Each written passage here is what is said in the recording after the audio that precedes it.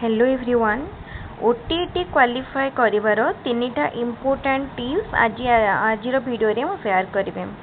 ताले जो माने ओटीटी एग्जाम दबा को जाउछंती ए वर्ष तीनिटा इम्पोर्टेंट जिनस उपरे निश्चित भाव में गुरुत्व देवे।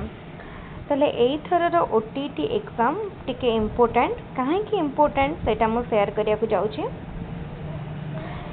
ताले एथरर जो ओटीटी एग्जाम हबो पूर्वर जो जूनियर टीचर बा जेटी एग्जाम होता 2023 रे तार क्वेश्चन लेवल जेटी एग्जाम रो जो विभिन्न फेज रे एग्जाम होता विभिन्न शिफ्ट रे तो से भीतर क्वेश्चन निश्चित आसीबो। बेसिकली सीडीपी क्वेश्चन आपण जेटी रू प्रैक्टिस करंतु निश्चित सीडीपी क्वेश्चन जेटी रू पाई परिवे। एटा फर्स्ट इंपोर्टेंट पॉइंट। ताले जूनियर टीचर प्रतिटी शिफ्ट क्वेश्चन को प्रैक्टिस करंतु। जूनियर टीचर प्रतिटी शिफ्ट क्वेश्चन को प्रैक्टिस कले एई वर्ष ओटीटी पाई बहुत हेल्पफुल हबो।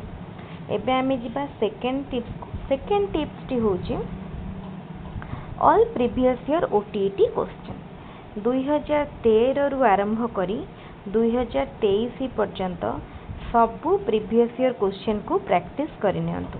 निश्चित भाव में ओटीटी एग्जाम सहजरे क्वालिफाई करि परिबे काना ओटीटी एग्जाम रे ही maximum question previous year question सब रिपीट हुए। थर्ड इंपोर्टेंट पॉइंट को जिबा।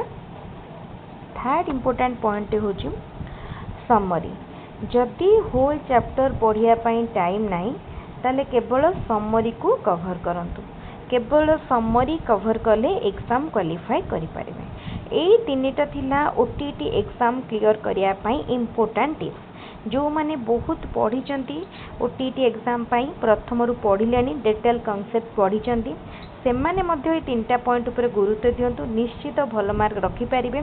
ओटीटी एग्जाम निर्द्वंद्व रे क्लियर करि परिबे। आउ जो माने पढ़ी नाहंती हल्का पढ़ी एबे एबे पढ़िए बोली भाबुछंती तो से माने कोन करंतु एई तीनिटा पॉइंट ऊपर ही गुरुत्व दियंतु। एई तीनिटा पॉइंट जो को डिस्कशन करले ताको ही केवल क्लियर करंतु। निश्चित भाव में ओटीटी एग्जाम क्वालिफाई करि परिबे।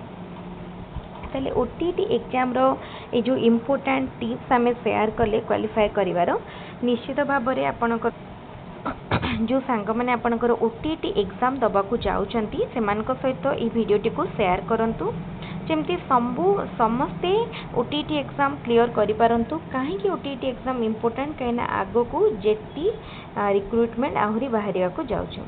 एबे हमर गवर्नमेंट चेंज होईची सब जिनस चेंज हबो बहुत वैकेंसी एबे भी रहिची तो आहुरी फिलअप हबो।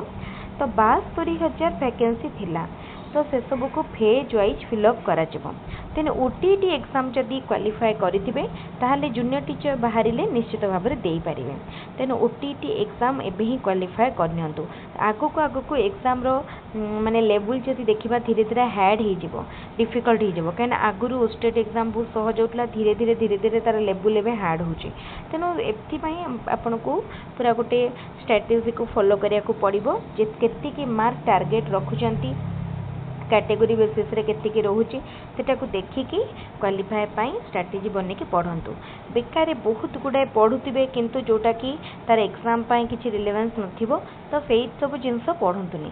जेतेकी जिंसर रिक्वायरमेंट अछि सेतेकी जिंस ऊपर अधिक फोकस करंतु ताहले निश्चित भाव में ओटीटी एग्जाम क्वालिफाई करि पारिबे। ताले हमर वीडियोटी जदि भल लागुची ताले हम यूट्यूब चैनल को सब्सक्राइब करंतु वीडियोटी को लाइक करंतु सांग मानक संगे वीडियोटी को शेयर करंतु। ता सहित Telegram channel link description box रे दिया जाइए। टेलीग्राम रे जॉइन करी free notes and PDF collect करंतु।